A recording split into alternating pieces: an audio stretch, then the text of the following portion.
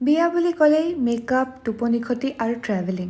তাৰ ওপৰত আকৌ মই হায়দৰাবাদ আহি অফিচো জইন কৰিবলগীয়া হ'ল। মুঠতে নিজলৈ সময়ে পোৱা নাছিলোঁ। আজি যিহেতু অলপ টাইম আছে, ভাবিছোঁ স্কিন কেয়াৰকে কৰোঁ কাৰণ বহুত ৰিলেক্সিং ফিল হয়। আৰু মই এতিয়া ইউজ কৰি আছোঁ নিউডৰ এই মানুকা হানি স্ক্ৰাবটো।